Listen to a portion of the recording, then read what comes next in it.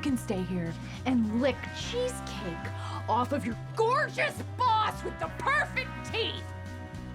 Enjoy your cheesecake. Oh, we will. Thank you.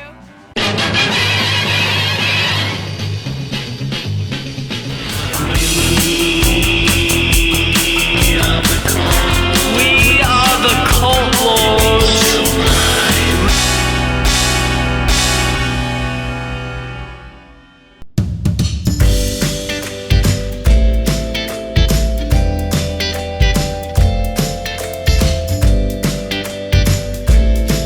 Welcome in, Cult Lords fans. Glad to have you back. And this time we're doing a special movie review for you. What's so special about this? It's the genre that's special. It's a romantic comedy. What? Jane. Which we don't normally do. I think we've done maybe 2 in our 3 years. Yep. Right. Shotgun Wedding and what was the other one? Ticket to Paradise. Ticket to Paradise. Yep. Yep. I think those are the So only it's not our cup of tea normally. We go more for the action movies, sci-fi, superhero, assassin, fantasy. fantasy type stuff. Yeah. But we were asked. Well, we were asked if we wanted to take a look at this movie from the studio that put it out. Yeah. And we're like, yeah, sure, why Quiver. not? Yes. And we're like, sure, we'll take a look at it. And so we watched it, and we're going to give you a review of it. So if you're new to the channel, thanks for stopping by. Please hit subscribe and like. We always need double-digit likes. And then tell us down, I guess this hasn't been released yet, so, you know. It has been actually. It came out. I think it said. I saw it was September 2024. Oh, wow, okay. So it's obviously very limited release. Yes. Is it streaming anywhere right now? Do you know? But we were given a private link to connect into. So Yeah. hey, thank you, people. Whoever the person is out there, they didn't identify themselves. Thank you very much for, Maybe it was John Heder. that would be cool. Yeah. Awesome, dude. Yeah. What? Pauline, looks like you don't have a job. So why don't you get out there and feed Tina? Why don't you go eat a decrepit piece of crap? So it looks like you can, if you want to screen this movie, you can go to Hulu or Disney Plus on your subscription. You can watch it either place. So go check it out. Now, we are going to talk about this movie, and we're going to get into spoilers. So if you don't want that ruined for you, spoiler alert. Is that a baby? Yeah. I thought I heard a baby there screaming. So spoiler alert. If you want to avoid spoilers, hit pause. Go fire it up on Hulu. Watch it. It's only 90 minutes. Pretty easy watch. Then come back. Tell us if you like the movie, if you felt the same way we feel. Yeah. So, Dane? Yes. One of the things that our viewers should know is that we like to have a little drink. Yes. In honor of a romantic comedy, we're going for a toasted coconut rum cream from Hard Truth Distillery in Indiana. This is a tasty beverage, 18% alcohol. I feel that Piper Brennan, the lead actress, played Jessica by Lee. Jamie Lee. Jamie Lee, yeah. I'm sure that this would be a drink she would like out at the club. Although I think she was doing gin something or another at the club, which she wasn't able. You got yours, but man, look at the creaminess pouring out of this baby. Ooh. It's a tasty beverage. Yes. I think, I agree with you that maybe this is what she got drunk on when she was leaving the club for the first time and got thrown out. Very coconutty. So, very good, actually. Works at multiple levels. But it's actually kind of like almost like an eggnog, like a more elevated eggnog. Yeah. It's definitely a coconutty kind of Kahlua or something. All right. Let's talk about this movie. Now, before I did look up to see if there were scores on Rotten Tomatoes. Oh, yeah.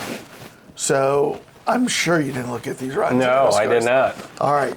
I don't want to taint my opinion. What do you think the critics have given this? There's 11 reviews from the critics. 11 reviews? Yes. So the weird thing, let's just talk about this a little bit. So I try to do I usually do a wiki lookup, like I want to get the story, I want to get more background. There's no wiki page. Yeah. So this movie is very, very Underground. fresh out of the gate. Yeah. The director, and he's also the writer with somebody else. His first film, he did a lot of National Lampoon type things. Mm-hmm. I don't remember what the guy's name is. I got it somewhere here. I got it. But I think it's Brandon something, isn't it? Brandon Tamburi. Yes. 11 critics. On Rotten Tomatoes, I'm going to say this is going to be an evisceration on Rotten Tomatoes. I'm going low. I'm going to go like 54 or something like that. 54, wow. And then what do you think the Fans? of the fans? 100 plus reviews. Okay. So I think that's going to be much higher. I think it's going to be like an 85. Well, Dane, as of taping, the 11 critics who rated this gave it an 82%. What? Yes. Okay, 11 critics. The 100 plus fans gave it a 95. Wow. Okay. Yeah. Well, hey, that I'm usually always wrong with these ratings. You were wrong. Sometimes I'm in the range, but I Yeah. wasn't even close this time. Yep. Now, the most important thing, the Cult Lords ratings. Mm-hmm. In from our accounting firm, Deloitte & Douche. Ooh, keep your baby in its silver spoon. Yes. You might make partner in the firm if you play your cards right. Need a little cheesecake. All right, let's reveal our scores. All right. Count of three, Dane. 1, 2, 3. Oh, Final Redemption 8.3. Skip Plan A, 8.0. All right. All right. Those are our scores right there. Uno, dos, twice. All right. So we both liked it, but Yeah. it was B minus kind of, wouldn't you say? Yeah. Yeah. I enjoyed it. I mean, I don't know. I think you watched it all in one sitting, right? Yeah, We didn't yeah. watch this together, by the way. No. And we didn't discuss it beforehand. But I separated into two different viewings, and I actually found myself like, I'm looking forward to going back to this because I thought, there was a lot of comedy here. Yeah. There was the lines. It moved very quickly, by the way. I mean, It you did. never really felt Very like there was quick. any slow points. Quick movie. Yeah. So the premise for Plan B is that our main star, Piper, and by the way, I've coached girls soccer with my girls, Yeah. and I've had like 2 or 3 Pipers on my team. So Oh. when I heard Piper, I was like thinking of all the girls that I coached. So Piper comes home drunk one night from the bars. That's how it starts up, and runs into her across the hall neighbor, Yes. John Heder, Evan. Evan. Hey. Hey, Piper. Hey. What's going on? Good. How are you? How was your night? And it looks like Evan's had a crush on her for quite a while. Right. You can got see that little immediately. sense there. But her drunkenness says, do you want to come in? Fool around? So he goes in. They fool around. He pulls out his It was 5-year-old condom. expired condom. I love the way there was, talk about lines. She's like, you don't have to show it to me. Right, right. I laughed out loud with that one. Like, Yep. So he got a condom. He's- That was a very uncomfortable scene where he's like, you could tell he's very inexperienced, trying to have sex with her, and she's like, and then like he basically gets on top, and then he just stares at her, and she's like, Whoa. Yeah. Yeah, Are you done? I don't know. They kind of like skipped the actual sex part there. I but think it was that was strange. all. I think You think that was it? That was it. Oh, okay. Yeah. So that was the hilarious part of it was, Right. it was so fast. So for that few seconds of pleasure, which she didn't even realize happened, and he falls asleep, but she finds out 2 weeks later she's pregnant. Right. Are you pregnant? No. Was the But juice she knows who it is. was the juice worth the squeeze? That's what I was. Oh, is that what it Have you ever is? heard that term? No, but I was could the see that. juice It's like an old blues song. Yeah. That's, baby, you gotta squeeze my lemon till the juice runs down my leg. Well, like in sales. That's in Led Zeppelin, by the way. Go ahead.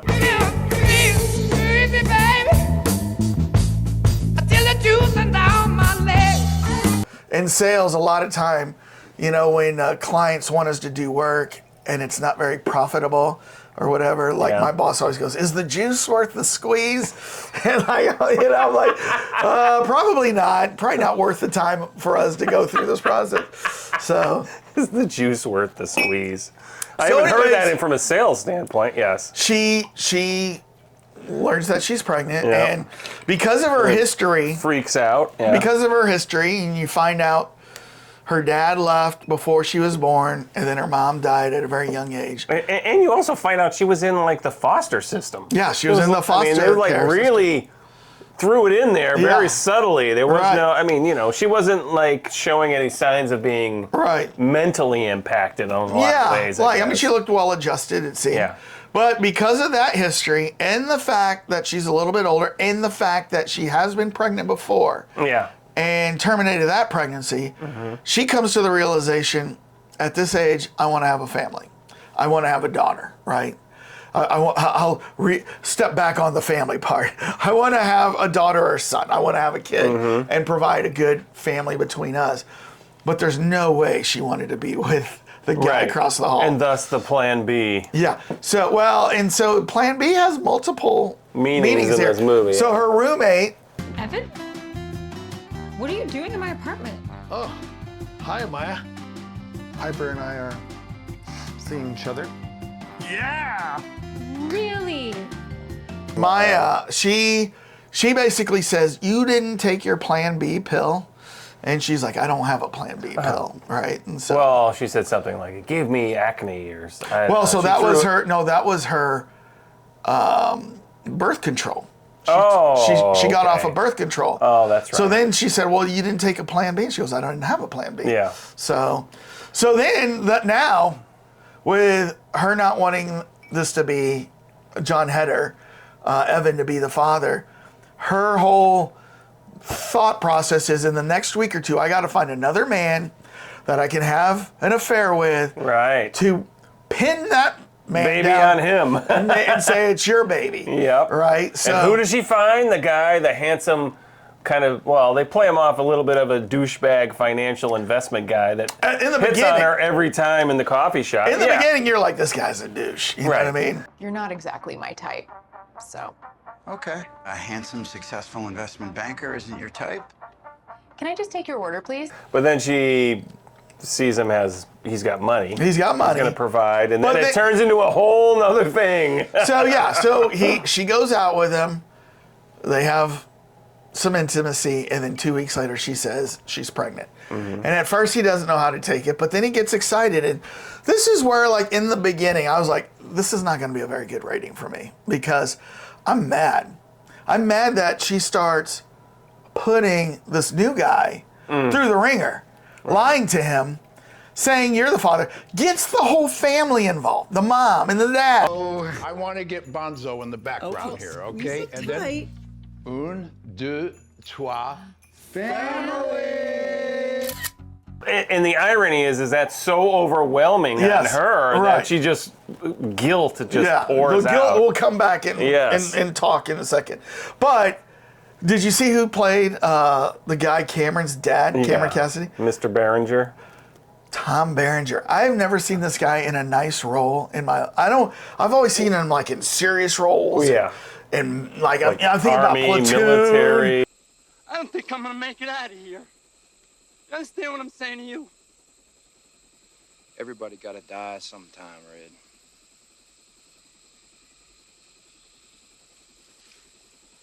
What was up with his teeth, though? Oh, I was gonna bring up his teeth. He looked like Matt Dillon, and There's Something About Mary. Remember when he's like, his teeth are like uber white. He must have had super white. He must have had, but they also seemed like they were like out, like when he would smile, it was almost like he was like I'm showing off my pearly whites. Pearly whites. Like I got these porcelain jobs. Check them out. Yeah. Do you remember the movie There's Something About Mary when Matt Dillon heard Cameron Diaz says, I like guys with big white teeth. So he goes and then he shows up with these huge choppers. They're like way too big for his mouth. He'd be like smiling like that. That's what it reminded me of. Revisit that movie. Yeah. Yeah. So, but no. But speaking of Tom Berenger, there was like a lot of cameos in this that I was like, oh. Yeah. Like, so Cameron's boss is Shannon Elizabeth. Yep. Meet me in my office in 10. Oh, and Cassidy, I hope you like cheesecake.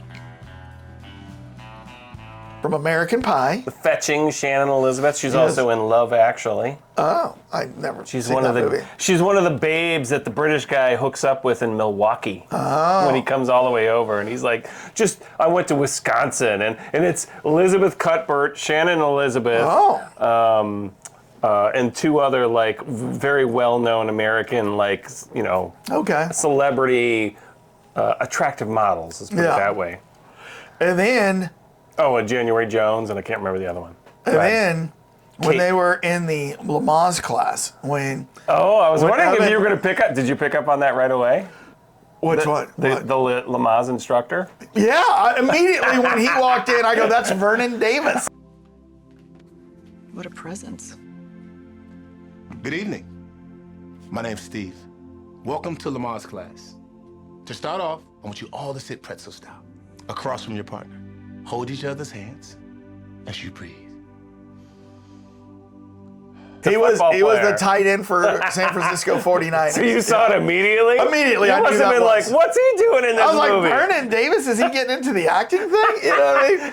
So I love his comment, though. Oh, yeah. When the guy's like, wait, Hermione and Harry Potter, their relationship wasn't like that. It was just platonic. He goes, shut up, Travis. Harry and Hermione aren't like that. Their relationship is strictly platonic. Shut up, Travis. So now, do you know who Travis was? No. Daniel K. Isaac? No. See, you know that one of my favorite shows is Billions. Oh, okay. You know what I mean? Yeah. And he's in there. He's like a day trader for Axe Capital.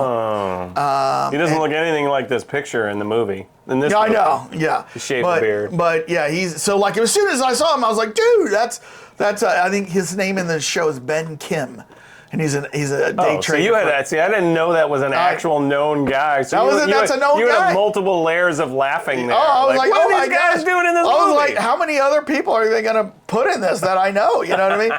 So, but yeah.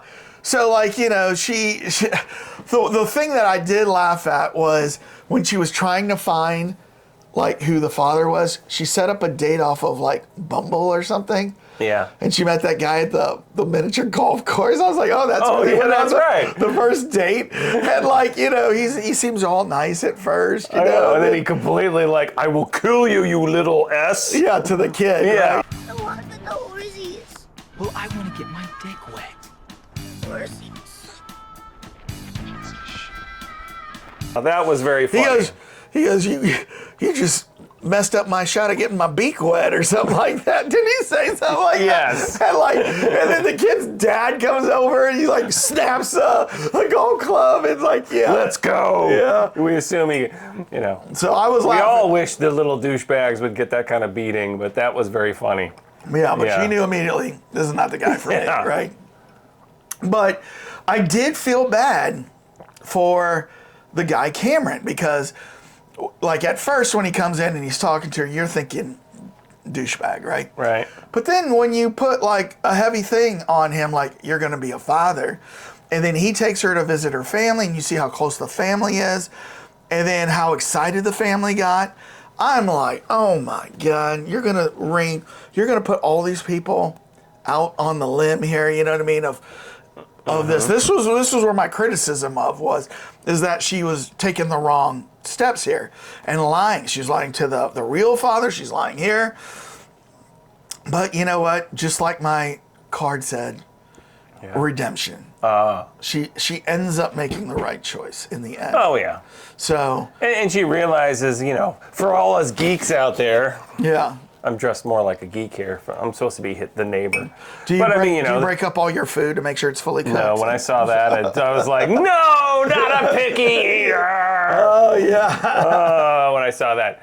But I mean, you know, he showed signs in the beginning of being the caring, gentle type and everything. Yeah. And she was like, I don't want any of this. Yeah. But, you know, with her background, it makes sense. And so in the end, I mean, she makes the right decision. I mean, you don't know if they're going to get married. He just says we're together. Well, she says we're together. You're a lucky man, Mr. Brennan. I'm Mr. Eber. We're not together. No, we are. So that was the redeeming part of the movie, is the story arc. So she makes a mistake, I guess you could say, you know, not protecting herself, and she has a baby, and oops. And I know all about an oops like that. So she has an oops, but the mistake was she doesn't tell the real dad. She puts this other guy in the line of fire, gets everybody involved. So suddenly even like her boss, she's a writer, is at the children's shower. Her friends are there. She didn't. The boss. She didn't invite him. Yeah, he did. But they're all there. Right. But what she ends up doing is as hard as this is to do, she admits to everybody and confesses her mistake. Yeah. So, and she does it early enough to where, like, because she could have done it down the road, like 5 years after the child is born, right? And so she did it early enough. She tells the real father, and then she ends up redeeming herself. So that is the good of this movie, is the redemption story. I mean, my only concern, complaint there was, like, would she really reveal that in front of everybody? Right. Like, why wouldn't you say, hey, can we go talk over here? Right. But I guess she got thrown into it because it was a surprise proposal in front of everybody. And when we went on our first date, I was already 3 weeks pregnant. I'm so sorry. So she didn't see she had a choice, but I was like, really? In front of everybody? You're going to say, I was 3 weeks pregnant already when I met you? So this exact scenario has happened to like 2 of my friends. Okay. To where... I didn't know we had a personal tie-in here. The woman told my friends they were the father, and they had the kid, and they went on. One of them, we won't mention names. One of them, my friends, and at 12 years old, for the girl, the mom decides she wanted more child support. So in that state, they don't have a mandatory paternity test at birth. Okay. But they have a law that says if you're going to change child support, you have to have a mandatory paternity test. So he was like, oh, this is my daughter, but they're like, nope, you got to send in a DNA sample, right? So he swabs his mouth, sends in the DNA, comes out not his daughter. No. Did the mom know he was going to be asked to do that, or was she tried to say, oh, you don't need to do that, but the state said no, he has to do that. So guess what? When the state... So you got the other side of this movie. And this makes me a little mad, right? And so suddenly... she was able to cut him off from seeing the 12-year-old girl that's been his girl since birth. And then she went to a second guy to say, out of the blue, he's married, has kids, 12 years old, shows up, you got a daughter. So he's like, oh my God, this is kind of messing up his life a little bit. He goes, takes a paternity test, not his. My God. So she goes to a third guy, married, has kids, said, this is your daughter. He takes the paternity test. It's his. Now all of a sudden, you owe me child support. Right? I'm really surprised that legally there would not be a. I guess it's for the sake of the True child. True story. Wow. And so I didn't realize you had such a personal tie-in to this movie. So when I'm watching this, I'm getting mad a little bit because I'm like, you're gonna pin this on another guy, and like, this is never good. And there's no states that mandate a paternity test at birth, from what I've read, but there's 2 states that have it, like in their house right now, a law that they want to pass that says that when you give birth, a paternity test is required at birth, so that this kind of stuff doesn't happen 12 years. One of the things I saw on TV, I think it was a Dr. Phil episode, there's so many cases out there where these new Ancestry.coms and 23andMe's ruining families because people are going, oh, I want to go get my background checked on, and 23andMe, and then they find out that their dad's not their dad. You know what I mean? Because their mom had lied to their dad like at birth. Oh. And then there was a different And that would only biological happen dad. as if he also gave his stuff into Ancestry.com. Yeah. Too. So yeah. Oh wow. Hear about that. Oh, there's a lot of cases, lots of cases out there. Wow. So like, there's a lot of like men's groups that are trying to mandate these paternity tests. But you know, so yeah, there was a connection to me to watch that was making me a little bit mad about this story. But I will say Piper, she redeemed herself, and she did it early enough to where the child wasn't hurt, right, and like nobody hurt down the road. And she came to realize so that. that's the good part of the movie, is a redemption story for Piper. I agree. Yeah. I mean, you know, and she came to realize that the next door neighbor, even if he was like kind of an odd Uber crocheting, you know, picky food type, was like, you know, that's a great thing for a baby. She was looking at it all more probably from her standpoint and forgot that, hey, it's the baby's standpoint. And, you know, I mean, we assume, by the way, that this is going to end up with the two of them getting married, but we don't know that. But they do end the movie with them talking about baby names together after she delivers on screen. 2, 3, 4. It's a girl. This movie was so short. I kind of wish they went maybe 5 or 10 more minutes where they showed them having the baby. And you know who I really wanted to see again and like didn't get to see?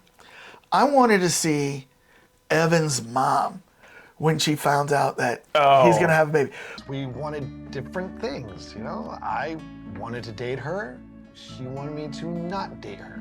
But how could anyone not want to date my little pop star? Was she not one of the sweetest moms that you ever saw, like encouraging her son? But they did talk a little bit about when your mom first found out. Yeah. There was a little reference to that. So you get an understanding that she was super pissed off and there was a bunch of drama. And now when she got introduced to them for the first time, that was when they were okay with the whole scenario. There was a very small little thing where like... With Evan's mom? Yeah. Okay, I must have missed It was that very. part. I mean, there was. I mean, and I will say that was the beauty of the writing. There was a lot of like subtle little hints about different things, but they didn't go into like a full explanation. I just would have loved to see like later on, the baby. Well, you see the baby in their hands, but I would have loved to see the mom there. You know what I mean? Because she was so supportive of her son. And I'm sorry. I'm sorry. I mixed up there. You said Evan's mom. Yes, you're right. Remember I agree. that lady? She was so sweet. I looked her up too. As she is a very small time actress that's not appeared in a lot of things. Okay. And I'm sorry. I was thinking of I forgot his name. The Cameron's. No, Cameron's mom. No, not her. Not her. Not her. A little nervous after your initial reaction. Well, obviously, I was a little shocked. I mean, who wouldn't be? I mean, you kids have only been together a couple of months. But... No, not her. I'm talking Evan's I mom. agree. She should have been in that last scene. I don't know why they didn't bring her in, because that would have kind of closed off that storyline. Right.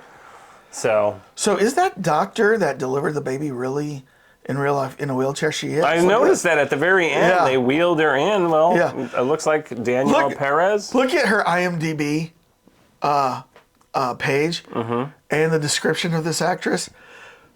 Do you think whoever wrote this made a play?